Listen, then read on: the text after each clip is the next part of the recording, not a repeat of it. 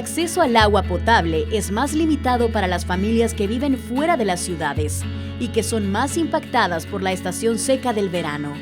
Sin embargo, la necesidad del vital líquido ha llevado a las comunidades a buscar opciones para aprovechar el agua que cae del cielo.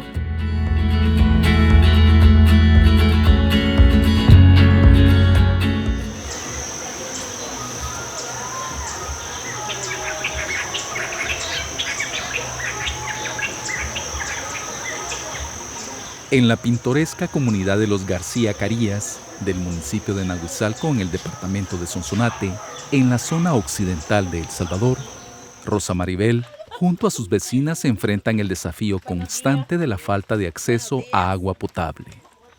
Determinadas a superar esta dificultad, recurren a un método que les está permitiendo contar con el recurso vital.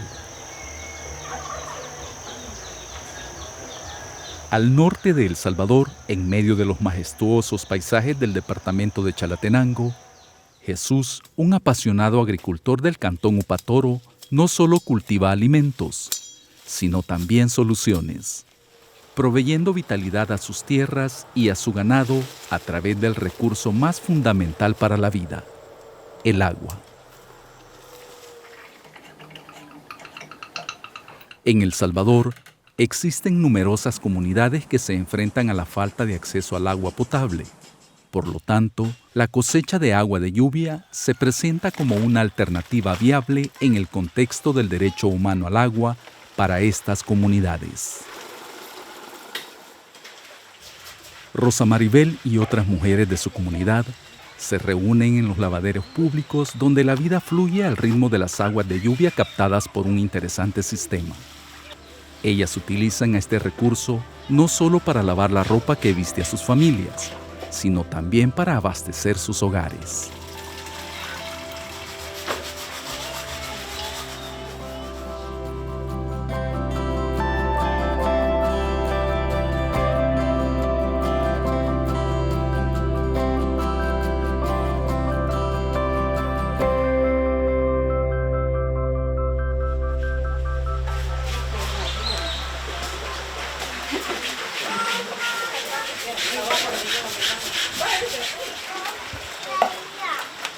Mire, la facilidad que nos ha dado es de que estamos lavando con agua limpia, ¿verdad?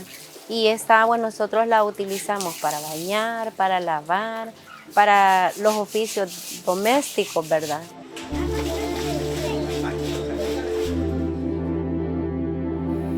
La cosecha o captación de agua de lluvia consiste en recolectar el agua que cae del cielo en techos o superficies de terrenos y fluye por la superficie hacia un tanque o embalse, con el propósito de almacenarla y luego utilizarla de manera segura en diferentes actividades. Aunque esta técnica no es nueva, ya ha sido empleada desde tiempos antiguos. Los expertos resaltan su creciente importancia como una estrategia esencial para enfrentar los efectos del cambio climático. Acá lo que se hace es evaluar los techos que brinden las condiciones para poder poner canales de captación. Se colocan canales de PVC con sus, digamos, sistema de metálico, ¿verdad?, que retenga para que perduren el tiempo. Se le pone también una especie de malla o se cubren los canales. Acá hemos colocado 3 viviendas. Son las seleccionadas para que a través de una tubería de 4 pulgadas, a través de un mecanismo de gravedad, porque se cuida que la gravedad pueda permitir que el agua llegue hasta estas cisternas. Acá tenemos colocadas 3 cisternas, cada una de ellas con capacidad de almacenar 5.000 litros, más la pila que tiene un tamaño bastante considerable que nos puede permitir también almacenar casi un promedio de 5.000 litros también. Y hemos colocado 5 lavaderos, ¿verdad?, que están sobre la pila con su propio sistema de drenaje. Eso nos permite pues acá que un aguaje, por pequeño que sea, se logra almacenar una cantidad bastante interesante de agua.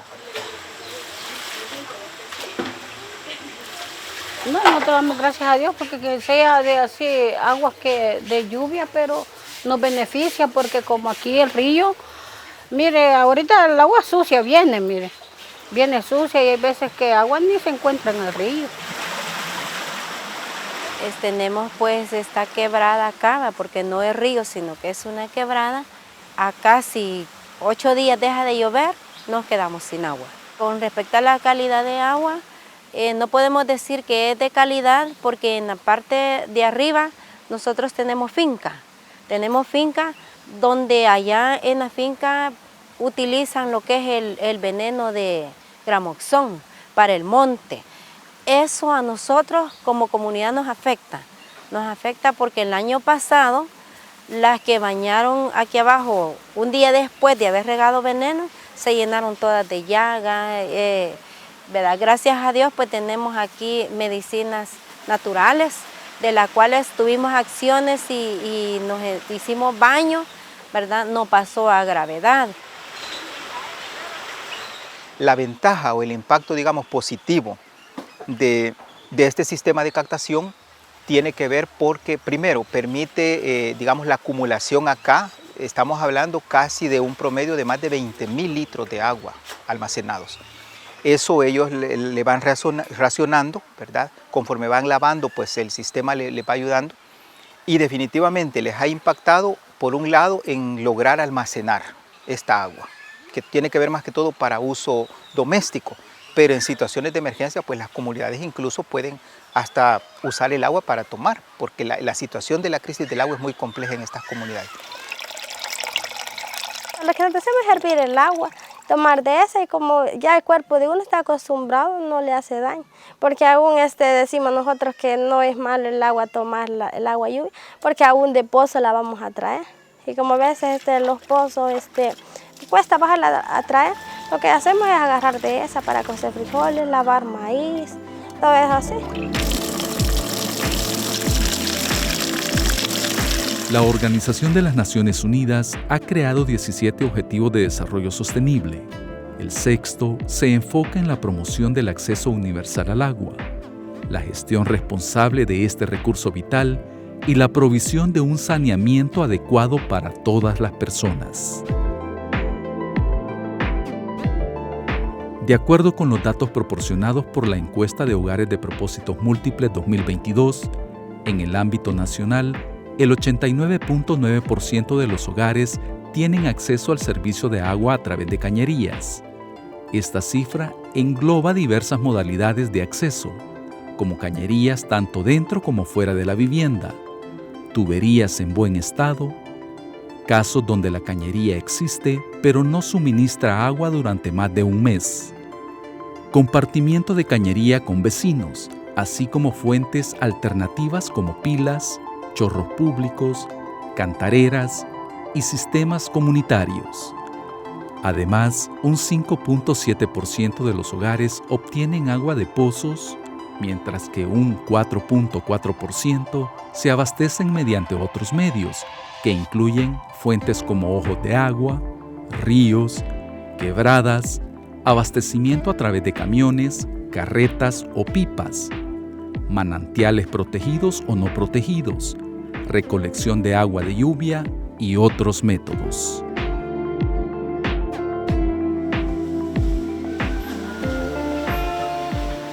En la comunidad Los García Carías, decenas de familias han abrazado la práctica de recolección de agua de lluvia. Cada gota se convierte en un recurso invaluable, utilizado tanto para abastecer sus hogares como para nutrir sus huertos caseros. Con este sistema, pues nosotros podemos subsidiarnos a la familia con nuestros cultivos, porque nosotros por medio de este sistema echamos el agua en lo que es esta parte de acá, ¿va?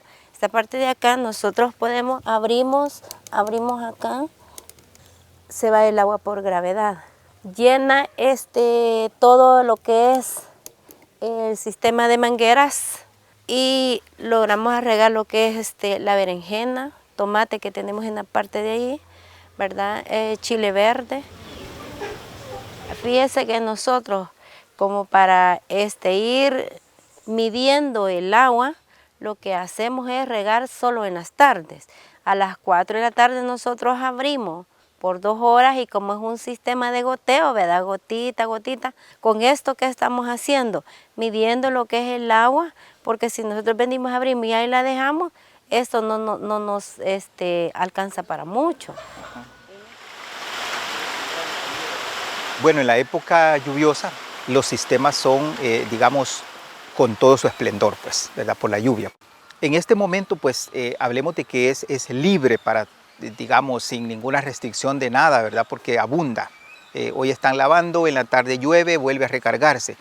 En la época seca, pues sí tiene que haber como un racionar el agua. Tienen que verse como coordinarse por familias. Tenemos un comité de mujeres, donde ese comité de mujeres está trabajando esa parte, ¿verdad? La parte de la organización, para poder darle un buen uso al agua y no podernos quedar sin agua siempre en el verano, ¿verdad? Las mismas familias o las mujeres, digamos, que son las más afectadas cuando no hay un acceso al agua, cuentan pues que tienen que estar lavando a eso de las 11 de la noche, a las 3 de la mañana para poder abastecerse de agua en ese pequeño pozo que tenían.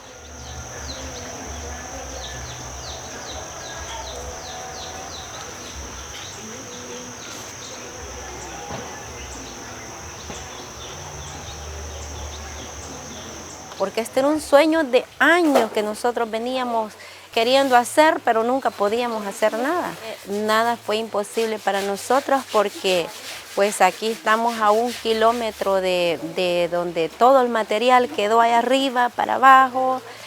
De primero nosotros lo veíamos imposible, ¿verdad? Pero dijimos, bueno, ¿cómo es posible de que nosotros vayamos a decirnos? Nosotros podemos y vamos a echarle manos a la obra.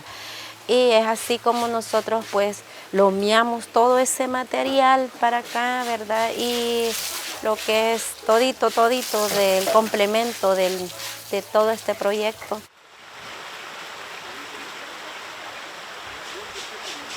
Acá, solo en esta comunidad, Provida con la cooperación ha puesto más de $15,000 en material.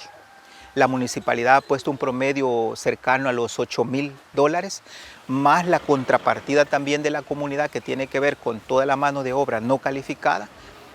Podemos hablar que estos sistemas podrían alcanzar casi alrededor de entre unos $25,000 a $30,000. A la fecha, Provida, a través de su programa de gestión integral de riesgos y resiliencia al cambio climático, ha logrado obtener fondos de la cooperación internacional. Esto le ha permitido brindar apoyo vital a comunidades que se encuentran en condiciones de alta vulnerabilidad, dando como resultado la construcción de 4 sistemas de captación de agua de lluvia en la región occidental del país.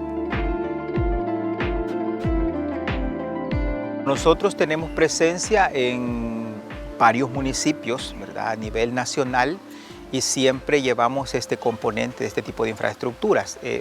Por mencionarle algo, Berlín, Usulután. Hemos trabajado también con este tipo de proyectos, pero en sí como una política de Estado para poder construir estas infraestructuras que tienen un impacto muy positivo, no se ve, ¿verdad? Para decirlo de manera honesta, no existe una política o una inversión que vaya destinada a decir vamos a construir estas infraestructuras que pueden convertirse en una medida paliativa ante los efectos del cambio climático.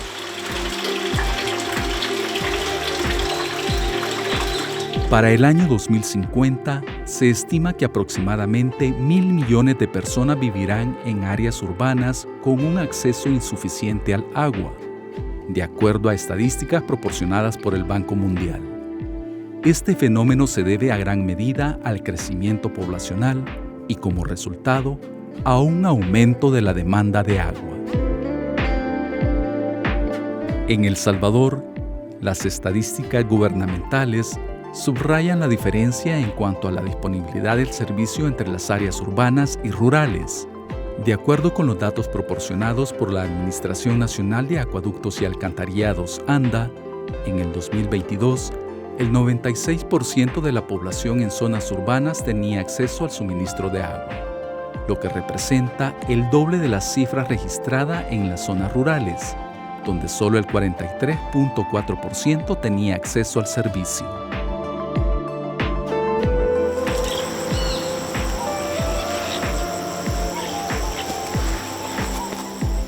Bueno, aquí a mis espaldas tenemos lo que es un reservorio de agua lluvias, el cual iniciamos a construirlo hace 7 años, porque este terreno todo era tendido y era fangoso, no producía nada.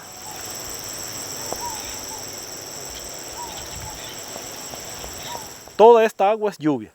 Aquí no tiene agua de ningún nacimiento, de ningún río. Es toda la que baja por escorrentía de lo que es el terreno que está aquí arriba, lo que es el monte.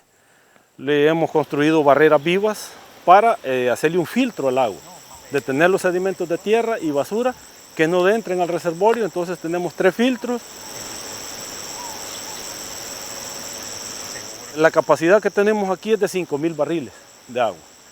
Entonces prácticamente nosotros consumimos la mitad de agua que tenemos acá. Los vecinos que no tienen agua aquí vienen a llenar. Entonces les damos agua porque tienen ganado y no tienen agua, entonces algunos traen sus camiones, sus burulas, y entonces llevan agua para sus corrales.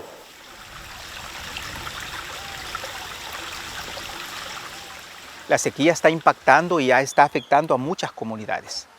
Tenemos comunidades donde antes su tanque de almacenamiento se llenaba en 12 horas, hoy no. El agua ha disminuido en sus afluentes superficiales y los tanques se llenan en 3 días. Eso es un impacto enorme en la disponibilidad del agua de las comunidades. Entonces esto sirve como una medida paliativa. El gran problema que tenemos con el cambio climático es que cae una tormenta exagerada en 1 hora, 2 horas y hace destrozo. Y ya no llueve, no llovió 8 días. Entonces esos destrozos que hizo, dejó lavada la tierra, se reseca más la tierra. Entonces no hay infiltración de agua. Porque esta agua la utilizamos para el manejo de ganado, para cultivos, y en cierta medida para regar arbolitos que tenemos en otras parcelas. Entonces todo esto lo hemos diseñado para trabajarlo por gravedad, porque antes en esta propiedad habían vertientes naturales, pero con los terremotos y todo eso se nos perdieron. Entonces no teníamos agua, teníamos el terreno, pero la necesidad del agua nos llevó a esto y gracias a Dios nos ha dado resultados.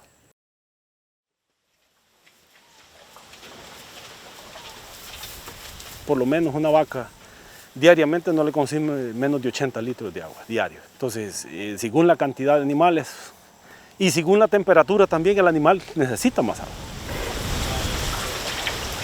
Entonces, este es el futuro.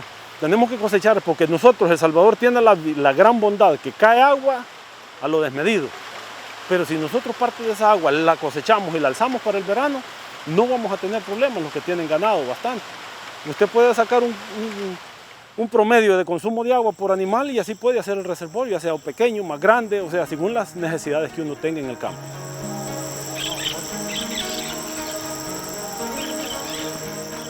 Beneficios económicos de la cosecha de agua de lluvia. El agua de lluvia es un recurso gratuito y fácil de mantener. Relativamente limpio que se puede utilizar en diferentes actividades. Reducción en las tarifas de agua potable entubada por la disminución en su uso, ya sea en sanitarios, para lavar, riego de jardines o cultivos. Beneficios medioambientales. Conservación de las reservas de agua potable, ríos, humedales. Fomenta una cultura de conservación y uso óptimo del agua. Desventajas. No está disponible todo el año. Los patrones de lluvia no son constantes todos los años. Alto costo inicial para las familias de escasos recursos y comunidades vulnerables.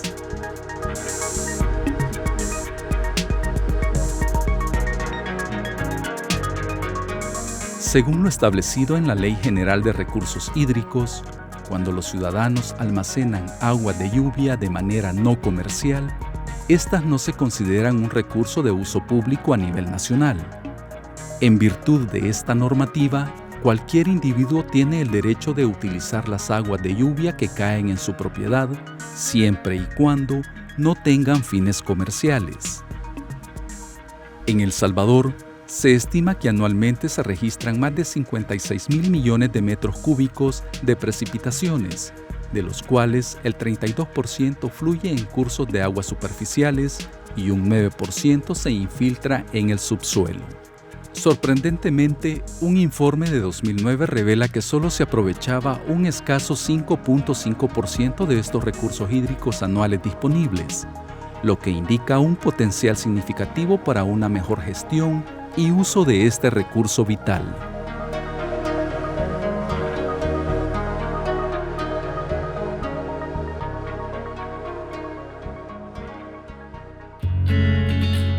A continuación, el editorial.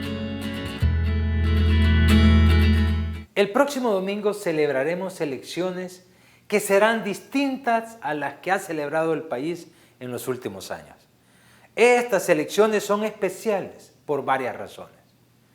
Son diferentes porque por primera vez desde 1935 participa como candidato presidencial el mismo presidente de turno. Y como en aquel caso del general Maximiliano Hernández Martínez, esta vez también se hace contra lo que dice la Constitución de la República. Martínez llegó al poder por un golpe de Estado en 1931. Fue responsable de la masacre de miles de indígenas y campesinos en 1932.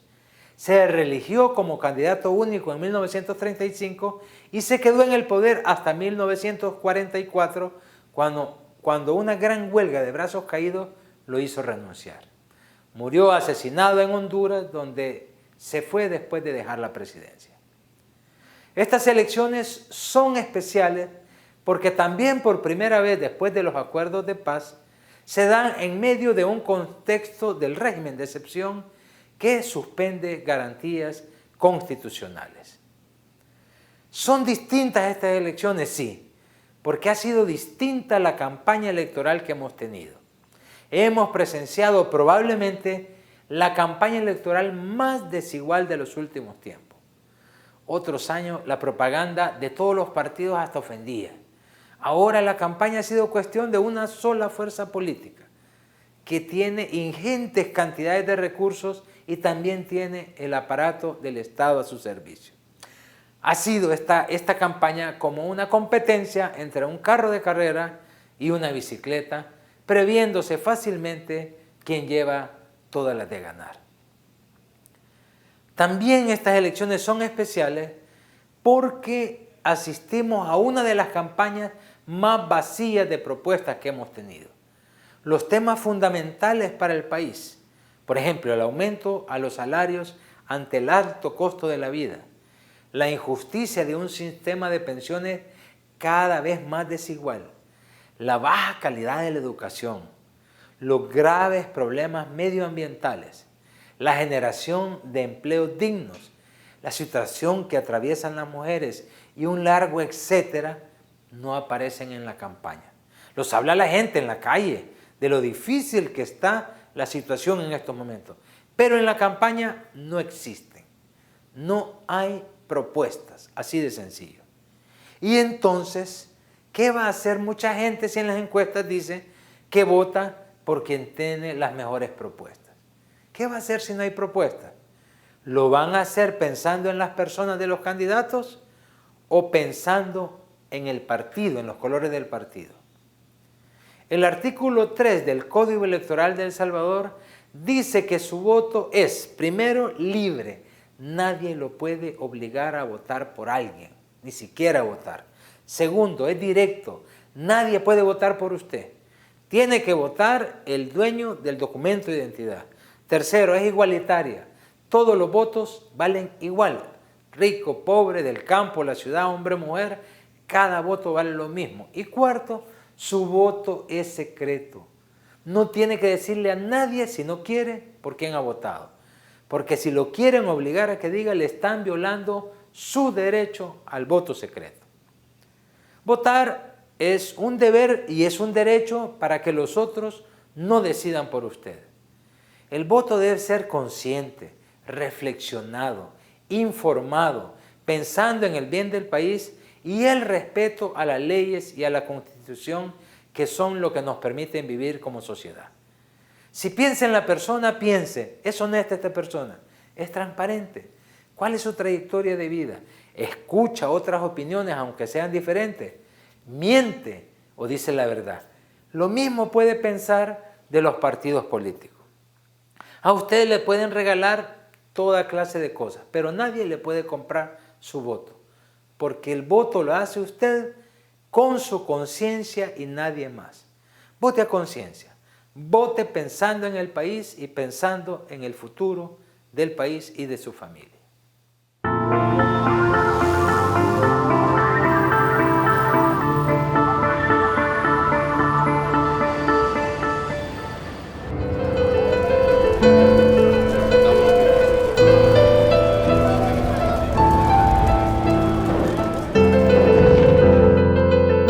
Ante una orden de matar que dé un hombre, debe de prevalecer la ley de Dios que dice no matar. El experimento de la guerra y de la violencia ya está hecho en El Salvador y ha tenido un enorme fracaso con un enorme costo de vidas humanas.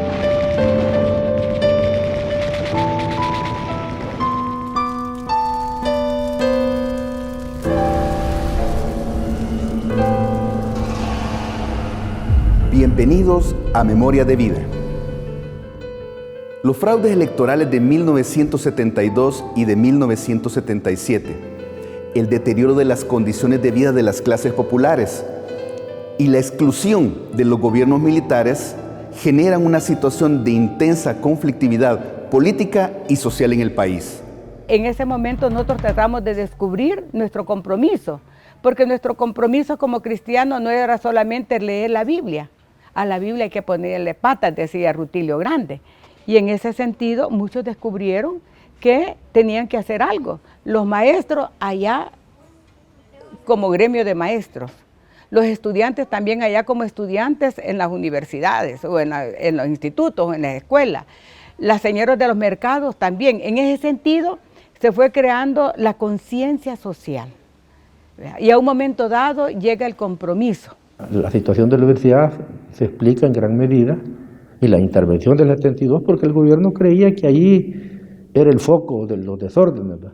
Pero ya en ese momento ya había habido represión en el campo. Acordemos que en el 72, Chinamequita, Tres Calles, La Cayetana, León de Piedra. En ese momento, en 1972-73 surge la resistencia estudiantil universitaria. Pero normalmente los que andábamos eso éramos gente que dirigíamos gremios, ¿verdad? No éramos clandestinos en el sentido de que solo pasábamos escondidos, no, éramos dirigentes abiertos. Todos los que yo conocí, excelentes estudiantes. Estos jóvenes fueron bastante inteligentes porque combinaron el arte con lo político y nos llevaron talleres de teatro, de pintura, de música, de danza a nuestras instituciones educativas. Y desde esa plataforma crearon una organización en cada institución. Nos organizaron y empezamos nosotros como estudiantes de secundaria a encontrarle el sabor de la protesta, ¿verdad? Toda la gente participaba en la formación de las comunidades, los niños, los jóvenes, los adultos, los hombres y mujeres. Era una experiencia muy bonita.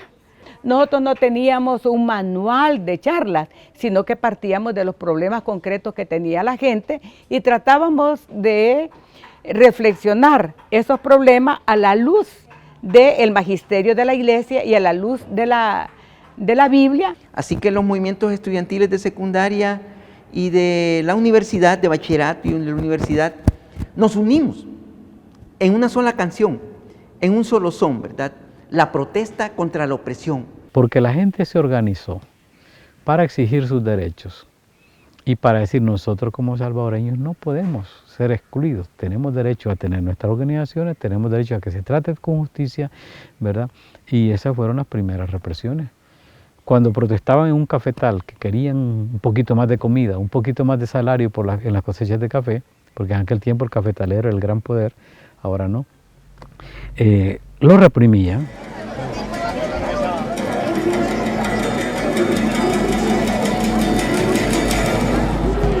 Esta progresiva confrontación cambia a partir de los sucesos del 31 de julio de 1975.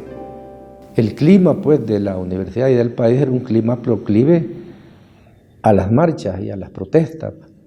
En la fiesta Julia de Santa Ana pues salió un desfile bufo, que era una tradición estudiantil, donde participaban pues nuestros compañeros estudiantes y estudiantes. Ahí llegaron a medianoche y en horas de la madrugada, guardias nacionales, policías y ejército a interrumpir dentro del campus universitario y a desbaratar todo el trabajo que se había hecho con mantas alusivas a lo que eran las críticas que lógicamente teníamos en contra de un régimen militar.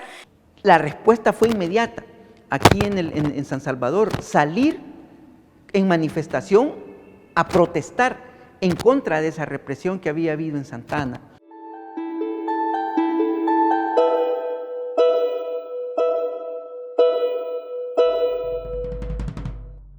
La marcha se iniciaría en la Universidad Nacional, recorrería la 25 Avenida Norte y cruzaría al llegar a la segunda calle Poniente, para llegar al Parque Libertad.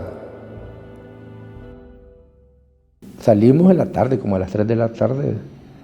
De ahí hicimos una concentración, una asamblea dentro de la universidad y de ahí marchamos. El gobierno planifica pues una masacre, fue una emboscada. A la altura del Hospital Rosales se ubica la Guardia Nacional con tanquetas, los antimotines en el costado poniente de la segunda calle, y al costado oriente de esta misma calle les espera la Policía de Hacienda con tanquetas. Por la diagonal universitaria se ubican más antimotines y tanquetas para taponar la marcha desde la retaguardia. Salimos con muchas pancartas, con muchas consignas, con mucha alegría y con mucha determinación por tratar de exigir el respeto a nuestra universidad, a nuestra autonomía, pero también sacábamos nuestra exigencia de alto a la represión. Cuando llegamos por la ex embajada de los Estados Unidos, sobrevolaron aviones de la Fuerza Aérea, ¿verdad? Y lógicamente eso, pues en lugar de amedrentarnos, nos hacía gritar más, ¿verdad? Más fuerte. Cuando estaba la cabeza de la marcha a la altura del externado San José, asomaron las tanquetas que venían del Hospital Rosales. Dijimos, bueno, siempre vamos a tratar de evitar la confrontación. Nosotros no íbamos en una marcha armada. Y cuando la cabeza de la marcha se desvía para tomar el paso a desnivel, para pasar enfrente al Hospital del Seguro Social, logramos como apiñarnos más. La gente pues corrió, algunas de las personas que iban al frente de la marcha lograron pasar, pero en ese momento se nos cortó el paso con policías antimotines, que inmediatamente empezaron a disparar sus armas de fuego, cayendo pues las primeras víctimas lesionadas o asesinadas. Cuando comenzó la represión, quienes la sintieron verdaderamente fuerte fueron los estudiantes universitarios, que eran los que iban digamos, en la cabeza de lo que era la manifestación. Nosotros íbamos como de segunda.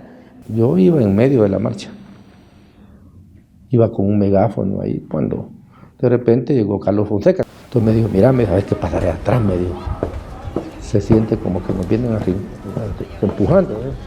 Está el megáfono, me dijo. Se lo dije. Entonces me dijo, andate adelante, mejor. Entonces me fui adelante.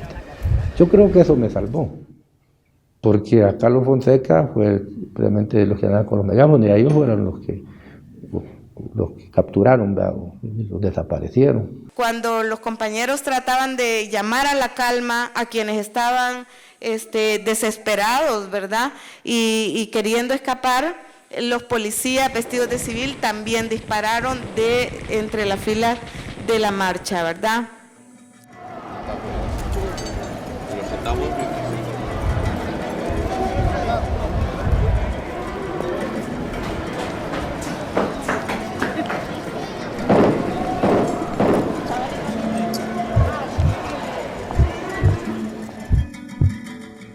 Las únicas vías de escape son saltar desde el paso a desnivel de la segunda calle, escalar el muro del Hospital Seguro Social o esconderse dentro de la comunidad Tutunichapa.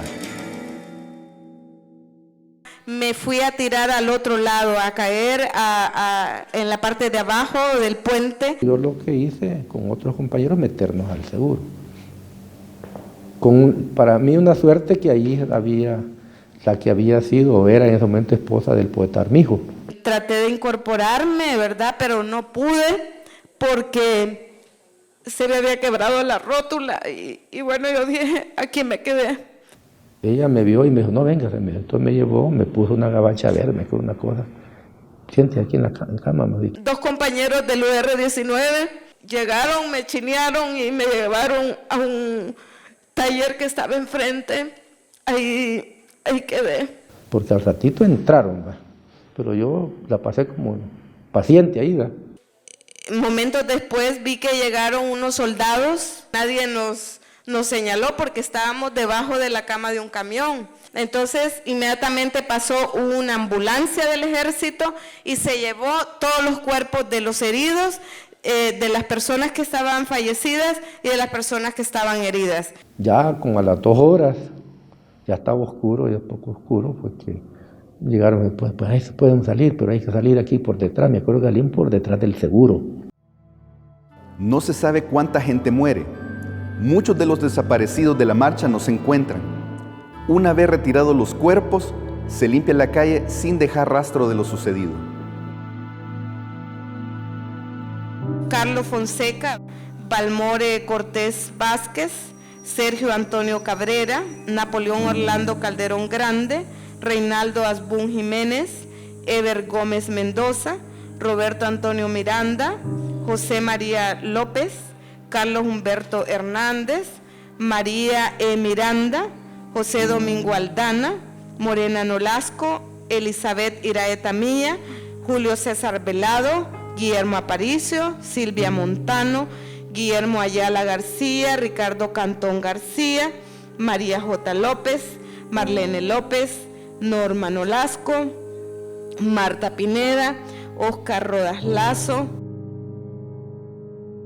Se incrementan los niveles de organización, también los niveles de represión, la clandestinidad, los toques de queda, los grupos paramilitares y las desapariciones forman parte de la vida de un país que se encamina a la guerra civil.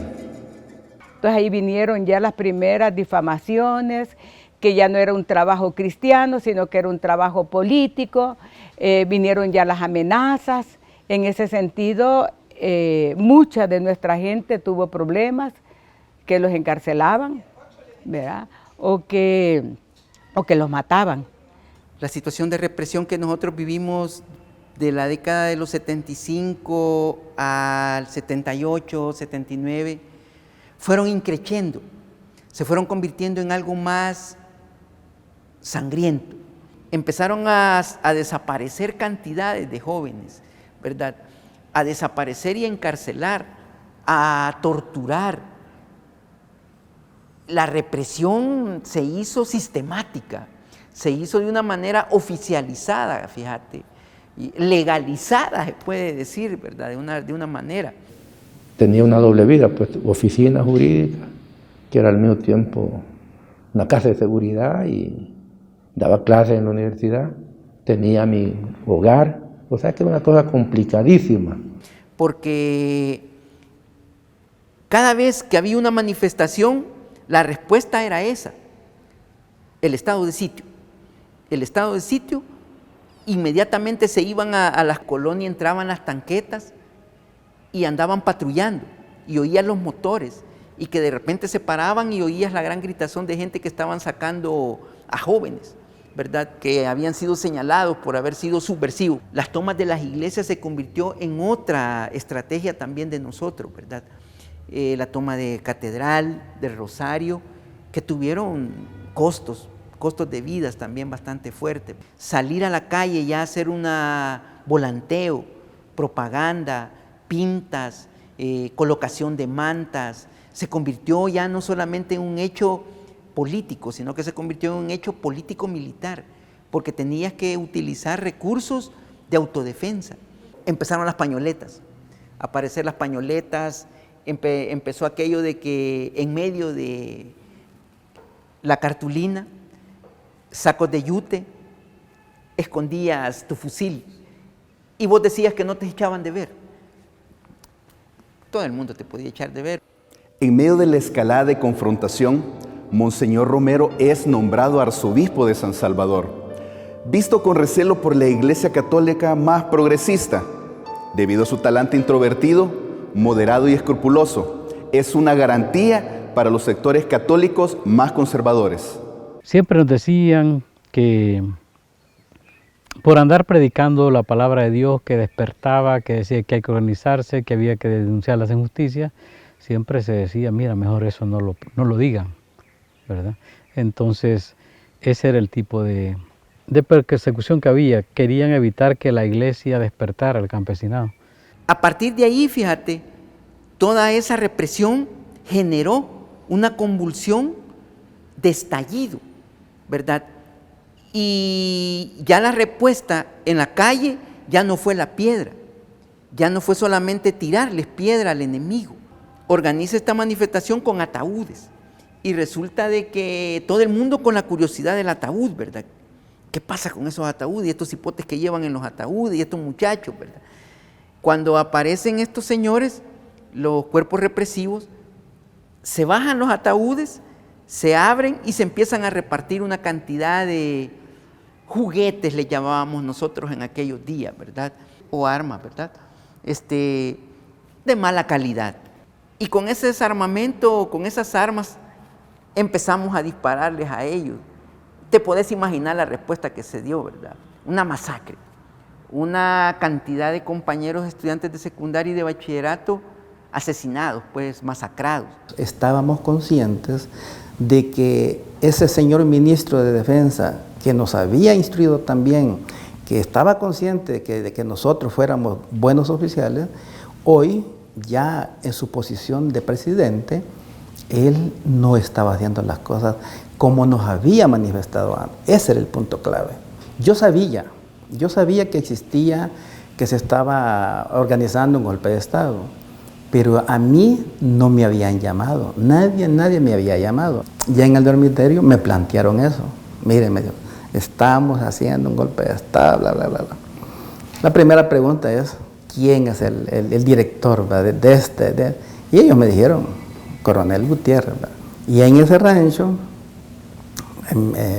mi coronel Gutiérrez, que era coronel, pues, me presentó. Entonces brevemente les hice un diseño yo. Les hice un diseño ahí, mírenle, estaba una pizarra ahí. El diseño que yo pienso es este y este. Y no va a haber derramamiento de sangre, le digo. Después de esas reuniones, a mí Gutiérrez me dijo, mire Ramos, me dijo, yo quiero que usted vaya a hablar con Monseñor Romero.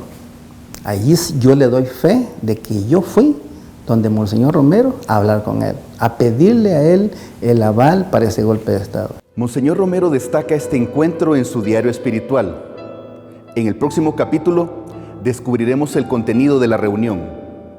Esto es Memoria de Vida.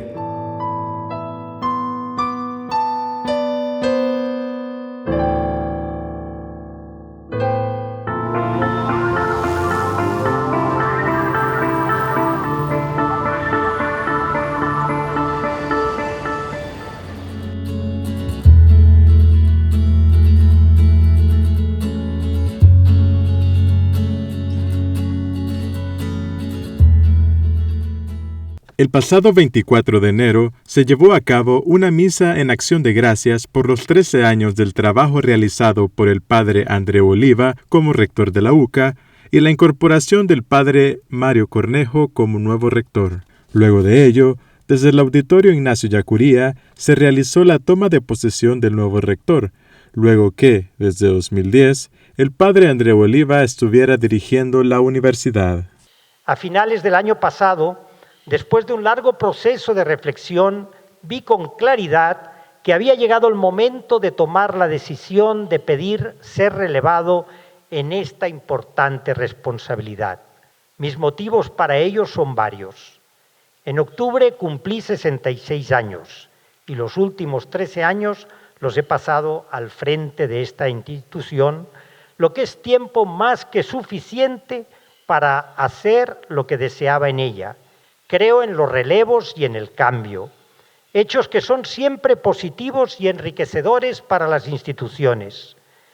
He trabajado para que se incorporen a la UCA profesionales de generaciones más jóvenes, preparados y muy capaces, que seguirán empujando y fortaleciendo a la universidad y su misión.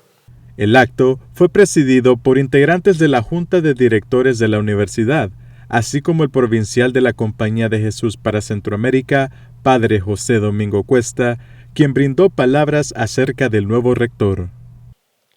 A lo largo de muchas y variadas experiencias, Mario ha ido forjando en su alma el apóstol que la compañía y la sociedad esperan de él. Se ha ganado el cariño de la gente que le aprecian, porque lo ven cercano, humilde, respetuoso, afable y con una sensibilidad social muy grande. Luego fue juramentado públicamente el nuevo rector por el padre José Mauricio Murillo, secretario de la Junta de Directores, dejando así al doctor Mario Cornejo como nuevo rector de la UCA por un periodo de 3 años. De cara al periodo que recién inicio en la rectoría, mi principal propósito es continuar haciendo vida la identidad y misión de la UCA. Es decir, mi objetivo es colaborar junto con ustedes para que esta universidad siga transparentando su identidad cristiana y martirial, desde la realización de sus funciones esenciales al servicio de la transformación social de El Salvador. Gracias a todos y a todas por hacerse presente en este acto. Gracias a ustedes, compañeras y compañeros, por su honestidad y palabra de aliento. Gracias a Andreu y quienes trabajaron de cerca junto a él durante los últimos años. Y gracias a la Compañía de Jesús por la confianza en esta comunidad universitaria y en mi persona. Al evento también asistió una gran parte de colaboradores y colaboradoras de la comunidad universitaria, así como también representantes de embajadas, rectores de otras universidades, representantes del Ministerio de Educación y representantes de otras organizaciones que colaboran con la UCA. Con el nuevo rector, ya son 7 personas que han pasado como rectores de la UCA desde su fundación en 1965. El miércoles 24 de enero, el Instituto de Derechos Humanos de la UCA presentó el nuevo formulario en línea para recibir denuncias de vulneraciones de derechos humanos en el territorio salvadoreño. Desde nuestra perspectiva, El Salvador enfrenta enormes y grandes desafíos en materia de derechos humanos. Y a partir de este día, a partir de esta fecha, nosotros queremos estrechar la vinculación y la comunicación entre la población salvadoreña y el IDUCA para poder poner en evidencia y poder demostrar las distintas vulneraciones a derechos humanos que ocurren en nuestro país. El formulario en línea acercará los servicios jurídicos y psicosociales a la población salvadoreña. Además, servirá como herramienta de documentación de casos y pondrá en evidencia, a través de datos estadísticos y cualitativos, las vulneraciones a derechos humanos en el país. Para hacer uso del formulario en línea, las personas deberán ingresar al enlace alojado en la web y redes sociales del IDUCA y deberán rellenar los datos solicitados para registrar el hecho. Una vez completado el formulario, se ofrecen 4 tipos de servicios: denunciar el hecho para efectos de registro, obtener una asesoría legal, obtener un acompañamiento psicosocial u obtener tanto asesoría legal como acompañamiento psicosocial. La directora del IDUCA, Gabriela Santos, comentó algunos datos sobre los casos registrados por el IDUCA de vulneraciones de derechos humanos en los últimos 3 años. En el 2021 se tuvieron 311 casos. Y luego vemos cómo esta cifra prácticamente se dobla para el 2022 que también, como es sabido, está marcado por el inicio del régimen de excepción. En el 2022 se recibieron 628 casos vinculados con vulneraciones a derechos humanos y el año pasado recibimos 525 casos. Dentro de los principales hechos violatorios, y esto está en consonancia con lo que hemos también registrado en conjunto con otras organizaciones de la sociedad civil y con quienes compartimos periódicamente los datos que recabamos, los principales hechos violatorios con 502, tenemos detenciones arbitrarias, también faltas al debido proceso, en menor medida limitación ilegal a la circulación. Este formulario se suma a otro de los mecanismos del IDUCA en el que la población salvadoreña podrá hacer uso para denunciar. De igual manera, el IDUCA afirmó que la información será tratada por las personas responsables de manera confidencial. No se pierda la próxima emisión de su programa Miradas. Empecemos con democracia, que tiene que ver con el poder distribuido en el pueblo. Es cómo el pueblo ejerce su labor ciudadana también, de poder estar pendiente, de hacer contraloría ciudadana, de cómo se ejerce el poder en quienes se ha depositado esa responsabilidad.